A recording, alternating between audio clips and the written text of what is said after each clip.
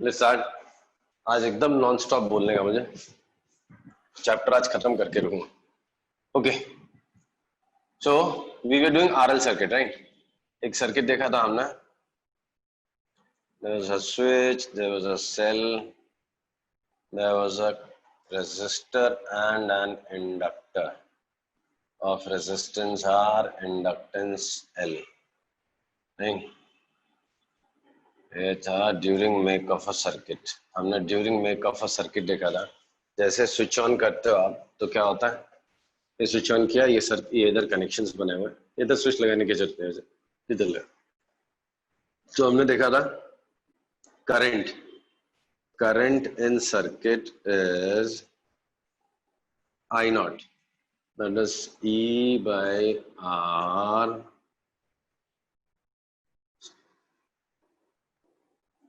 one minus E raised to minus RT by L, right? Hello, हाँ sir. तो यहाँ पे क्या लिखा, करंट एक्सपोनेंशियली ग्रो करता है, फॉल होता है, क्या होता है?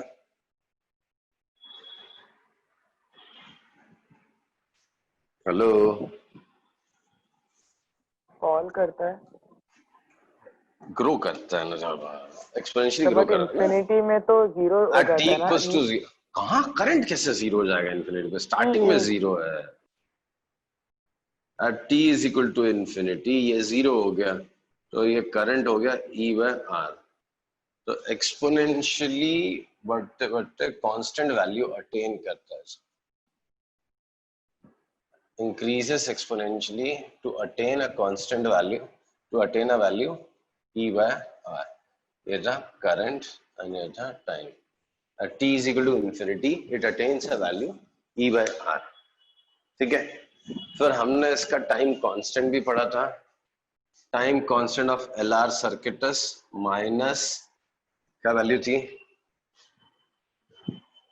Time constant EMF E raised to the power minus RT upon L।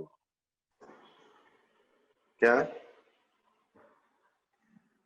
अरे टाइम कांस्टेंट जब t का वैल्यू 1 होता है, t का वैल्यू L बाय आर, जब t का वैल्यू L बाय आर होता है तो ये 1 होता है, इसकी वैल्यू I इज, इसको बोलते हैं time constant, the time needed to attain in which current attains 63% of maximum value.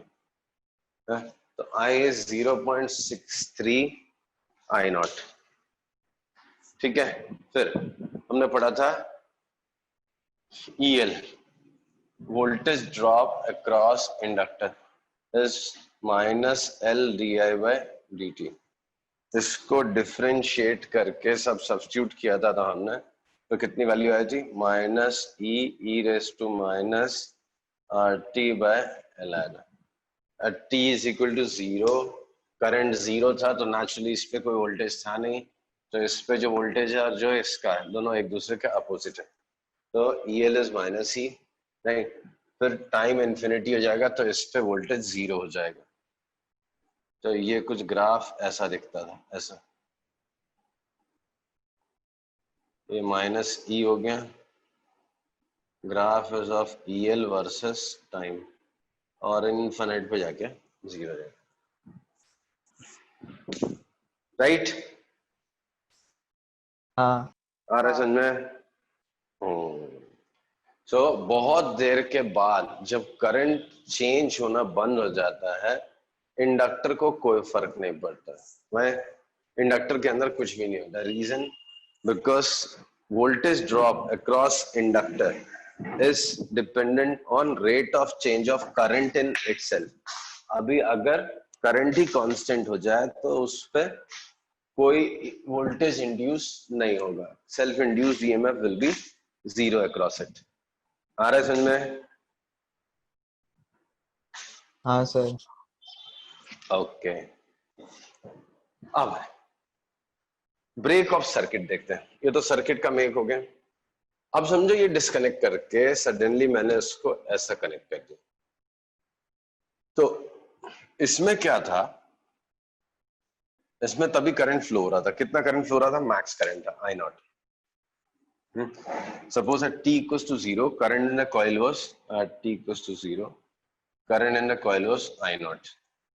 मतलब स्टार्टिंग में कुछ करंट था. अब आपने क्या कर दिया, बैटरी हटा दी, आपने बैटरी हटा दी ना, तो करंट सेंड करने के लिए कोई है क्या, नहीं है. तो करंट क्या होना चाहिए, करंट जीरो हो जाना चाहिए. भाई सेल आपने निकाल दिया, बेसिकली सेल निकाल दिया, तो करंट क्या हो जाना चाहिए, जीरो हो जाना चाहिए.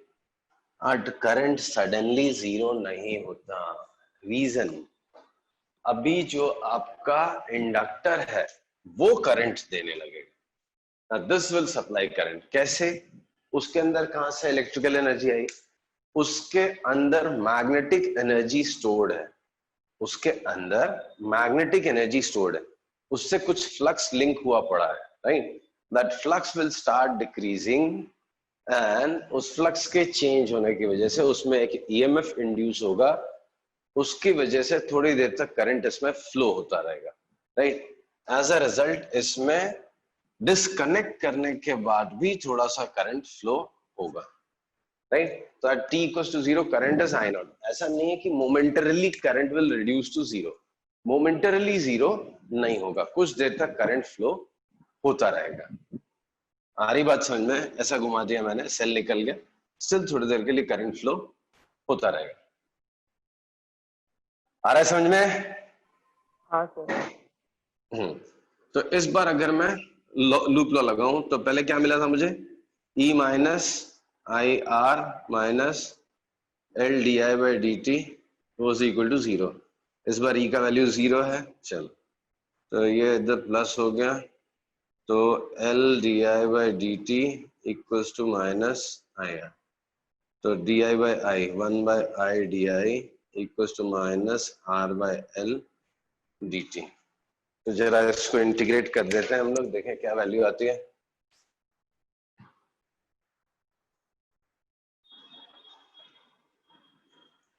तो इजी इंटीग्रेशन इस बार. तो ln of i is equal to minus R T by L plus C. जब t का वैल्यू 0 तो i का वैल्यू I0. जब t का वैल्यू 0 तो i का वैल्यू I0. तो t का वैल्यू 0, i का वैल्यू I0, therefore c का value is ln of I0. वो यहाँ उठा के सब्स्टिट्यूट करो, ln of i minus R T by L plus ln of I naught. इसको इधर ले आओ, ln of i minus ln of I naught is ln of i by I naught is equal to minus R T by L. तो i is equal to I not E raise to minus R T by. So current in the circuit is I naught e raised to minus RT by L. Is it clear? हाँ sir. Hello. हाँ, तो current suddenly 0 नहीं हुआ, current time लगाता है. Current धीरे धीरे धीरे धीरे, सर क्या कर, करंट धीरे धीरे धीरे धीरे मतलब एक्सपोनेंशियली फॉल होता है to attain zero value at infinity. Infinite पे जाके 0 होता है, राइट. आ रहा समझ में? हाँ सर. तो फिर से एक कहानी देखते हैं हम लोग. अलग अलग L और R की वैल्यू से पता चलेगा कितनी देर के, कितनी तेजी से करंट फॉल हो रहा है. नहीं तो मैं पता कैसे करूं, कौन सी क्वांटिटी देख के आपको अंदाजा लगेगा कि कितनी देर, कितनी तेजी से करंट गिरता है.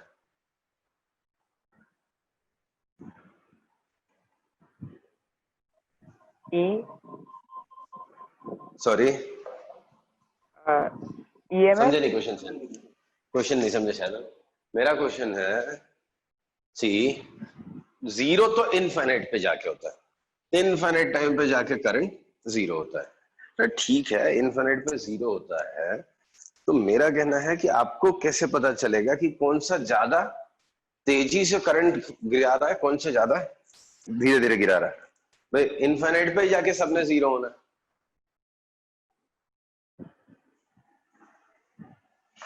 तो t की value once again L by R substitute कर दो। तो t equals to L by R क्या आता है?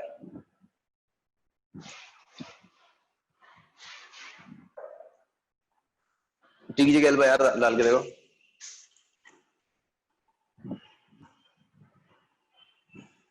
हेलो, t की जगह L by R डालो ना, कितना आया i का वैल्यू? 0। कैसे? t की जगह L by R डालने बोल रहा हूँ, कुछ भी बोल रहा है। L by R डाला तो ये 1 हो गया, e raised to -1। e raised to -1 कई बार मैंने बताया 0.37 होता है। सो i कितना बचा? 0 ही है। 0.37 कैसे 0 हो गया? इनफाइनाइट टाइम पे 0 होना है तो L by R पे 0 कर रहा है, बुरा मान जाऊंगा भाई, बता रहा हूँ। अभी मैं बता रहा हूँ इनफाइनाइट टाइम पे जाके 0 होता है, और तो उसको L by R टाइम पे 0 कर रहा है, पूरा मजा ही खराब कर रहा है। तो if t is equal to L by R, so हमेशा मैंने बताया ये बहुत इंपॉर्टेंट पॉइंट है, 0.37 times of t, right? Therefore in time L by R current loses 63% of its value। Current अपनी वैल्यू 63% लूज कर देता, सिर्फ 37% बचती वैल्यू। Current loses 63% of its value and only 37% of it remains.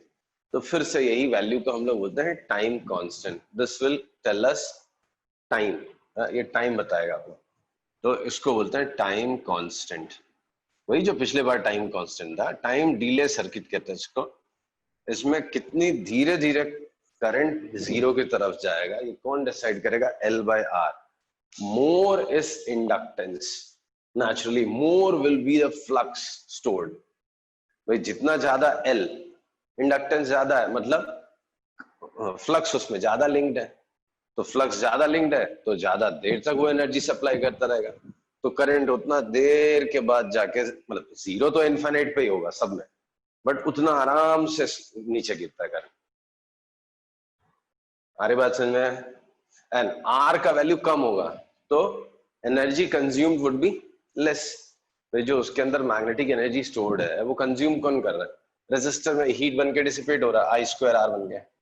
अगर आर की value कम हो जाएगी तो कम रेट से एनर्जी कंज्यूम हो रही, तो ज्यादा देर तक एनर्जी रहेगी आपके पास। ओके, समझा? नहीं समझ में आया तो प्लीज पूछना, मैं वापस एक्सप्लेन कर दूंगा। सर एक और बात, सी एलआर सर्किट में मुझे पता करना है कि अलग अलग एल और आर के कॉम्बिनेशन के लिए अलग अलग तेजी से करंट नीचे आएगा। कभी करंट बहुत धीरे धीरे नीचे आ रहा है, 0 तो इनफिनिट पे ही होगा, बट कभी कभी क्या होता है करंट बहुत धीरे धीरे नीचे आता है, करंट का वैल्यू बहुत धीरे धीरे धीरे धीरे नीचे आएगा, बहुत धीरे धीरे इनफिनिट पे जाके 0 होना, और कभी सडनली बहुत तेजी से नीचे आएगा। 0 इनफिनिट पे ही होगा बट कभी धीरे धीरे गिरेगा, कभी बहुत तेजी से गिरेगा। तो क्वेश्चन ये है कि आपको पता कैसे चलेगा कि किस केस में कितना तेजी से गिर रहा है, किस केस में कितना धीरे धीरे गिर रहा है। तो उसके लिए हम देखते हैं टाइम कांस्टेंट। टाइम कांस्टेंट किसको कहते हैं? Time in which current reduces by 63%, that means only 37% of it is left. जब ग्रो होता है करंट 0 से ऊपर बढ़ता है तो टाइम कांस्टेंट क्या बताता है? टाइम टेकन टू ग्रो और attain 63% of its value. And time circuit जब ब्रेक होता है उसमें क्या दिखाता है? जब करंट फॉल होता है उसमें क्या बताता है? Time it takes for current to lose its 63% of its value. आ रहा है समझ में क्या बोल रहा हूँ? नहीं कुछ नहीं समझ आ रहा। मेरे को ये बता, करंट इसमें गिर रहा है या नहीं गिर रहा है? हाँ ठीक है, तेजी से गिर रहा है या धीरे धीरे गिर रहा है? तो बोलेगा एक्सपोनेंशियली गिर रहा है। हाँ। अरे भाई एक्सपोनेंशियली भी रेट जो है ई पे डिपेंड करता है ना। अगर 2 raise to T minus T की बात करो and 10 raise to minus T की बात करो, एक एग्जांपल बोल रहा हूं, तो 2 रेस टू माइनस टी देखो, टी का वैल्यू 1 डाला तो कितना हो जाएगा? 0.5, और इसमें 1 डाला तो 0.1। स्टार्टिंग में दोनों 1 थे, 0 डाला तो दोनों 1 थे, लेकिन ये 1 सेकंड के बाद 0.5 पहुंच गए, 0.1 पहुंच गए। अच्छा 2 सेकंड के बाद ये 0.25 हो गया और ये 0.01। तो कौन तेजी से नीचे आ रहा है? दूसरा वाला 10⁻⁻⁰ जल्दी नीचे आ रहा है, ये धीरे धीरे नीचे आ रहा है। तो फर्क है ना, एक्सपोनेंशियली भी फॉल करेंगे तो फर्क तो होगा ना दोनों में। हाँ। तो पता कैसे चले, कौन डिसाइड करेगा कि कौन किस सर्किट में ज्यादा तेजी से करंट नीचे आएगा? भाई दोनों इनफाइनाइट पे 0 होते हैं। हाँ। दोनों 0 कब होते हैं? इनफाइनाइट पे। स्टार्टिंग में सब में आई नॉट है, मैक्स करंट है। तो तुम कैसे कंपेयर करोगे कि भाई कौन से किस केस में ज्यादा था? तो हम एक वैल्यू चूज करेंगे कि 50% आने को कितना टाइम जाएगा। हाँ। अरे सिंह में हाँ भाई समझ गया। तुम्हारे फ्रेंड के पास 1000 रुपए, तुम्हारे पास 1000 रुपए, दोनों खर्च करने वाले। पूरा कंगाल कोई नहीं होगा, 0 पे कोई नहीं आएगा। लेकिन स्टार्टिंग में एक फ्रेंड है जो दोनों में से एक होगा जो बहुत तेजी से पैसे उड़ा रहा हो। तो मैं कैसे कंपेयर करूं, पता करूं कौन ज्यादा तेजी से पैसे उड़ा रहा है? मैं देखूंगा 50% पैसा कौन जल्दी खत्म करता है। हाँ सर समझ गया। लेकिन यहाँ पे 50% is also not convenient, so they have chosen a value 63% खत्म करने में कौन कम टाइम लगा। और 63% जो खत्म करने को टाइम लगता है that is known as time constant, और उसकी वैल्यू होती है L/R। हाँ सर ये समझ गया। वो आपने जो बोला था ना कि क्लोज सर्किट में टाइम कांस्टेंट का मतलब ये होता है और फिर ओपन सर्किट में ये होता है, इसमें कंफ्यूज हो गया। जब सर्किट आप क्लोज करते हो, जब मेक ऑफ सर्किट बोलते हैं, जब यहाँ पे ऐसा लगा, जब सेल था, जब 0 से आप I0 पहुंचे थे, राइट, तो उसमें करंट मेक हो रहा है, राइट, करंट एक मैक्सिमम वैल्यू की तरफ जा रहा है। तो इसमें टाइम कांस्टेंट मतलब time taken to attain 63% of I0, to attain. और जब ब्रेक होता है उसमें I0 से 0 जाते हो आप, तो वहां पे lose 63% of its max value, ऐसा बोल। हाँ समझ गया। समझा? हाँ। मतलब बेसिकली 63% चेंज की बात हो रही। 0 से गेन कर रहा है इट्स वैल्यू, 0 से I0 की तरफ जा रहा है, तो 63% अटेन करना है। दैट मींस टाइम कांस्टेंट जो भी था उतनी देर में वो 63% अटेन करेगा एंड लूज में 63% लूज करेगा। That's it. ओके, हाँ इज इट समझ क्लियर? गया। हाँ। ना, ये हो गया टॉपिक। अब चलते हैं हम लोग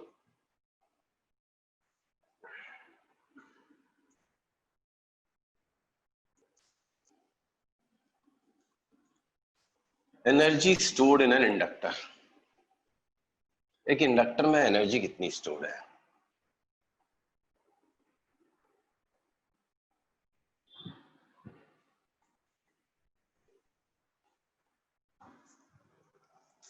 topic is energy stored in an inductor. So, कई लोगों को तो समझ में नहीं आता कि इंडक्टर में एनर्जी कहाँ स्टोर्ड है। बोलेंगे इंडक्टर में क्या स्टोर्ड है सर? इंडक्टर में तो करंट फ्लो हो रहा है, ये इंडक्टर है, इसमें करंट फ्लो हो रहा है, इसमें एनर्जी कहाँ स्टोर्ड है? उल्टा एनर्जी तो इसमें कंज्यूम हो रहा है, राइट? भाई इसमें मैग्नेटिक फील्ड है, मैग्नेटिक फील्ड की वजह से इसके अंदर कुछ फ्लक्स है, वो फ्लक्स के हेल्प से वो कभी चाहे तो इलेक्ट्रिकल एनर्जी आपको दे सकता है। तो इसके अंदर एनर्जी स्टोर्ड है ना, वो इलेक्ट्रिकल एनर्जी कहाँ से आएगी? On account of loss of magnetic energy. Magnetic energy जो इसकी है वो लूज होगी तो उसके अंदर kinetic energy, electrical energy appear होगी। तो इस इंडक्टर के अंदर इलेक्ट्रिकल एनर्जी है, right? If an inductor has some current flowing in it, then a magnetic field is associated with it. As a result, some flux linked with it. Hence, it has some energy. That energy is known as magnetic energy, right? Magnetic energy. जैसे capacitor में जब charge होता था, जैसे capacitor था, इसमें जब एक कैपेसिटर चार्ज होता था Q माइनस Q, तो उसके अंदर एक इलेक्ट्रिक फील्ड होता था। तो इस चार्ज कैपेसिटर के अंदर एक एनर्जी होती थी हाफ CV²। वैसे इसके अंदर भी कुछ एनर्जी है। एक इंडक्टर जिसका इंडक्टेंस L है and has a current I flowing in it, right? Then it has some magnetic energy. So let's measure magnetic energy of inductor. तो कहां से मिलेगा? So let's go back to a circuit where we have seen make of current. ये resistor था, ये inductor था, just हमने इसको स्विच ऑन किया था, ऐसा इधर कनेक्ट किया था, राइट? सर्किट में करंट बन रहा था, बढ़ रहा था, right? E was this, I current बन चुका था, R S resistance, L S inductance, S plus minus इस डायरेक्शन में करंट उसकी सेंड करने की टेंडेंसी थी। तो हमने देखा था किरचॉफ लॉ लगाने से E minus I R minus L D I by D T is equal to 0, right? So E is equal to IR plus LDI by dt. Let us multiply both the sides by I. So EI is I square R plus LI di by dt, right? Do you recognize this quantity E into I?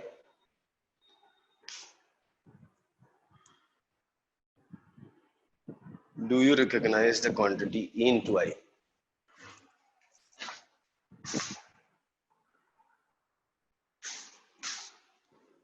Hello, no क्या बात कर रहा है? E into I याद नहीं है? मत तो रुलाओ यार, मत तो रुलाओ।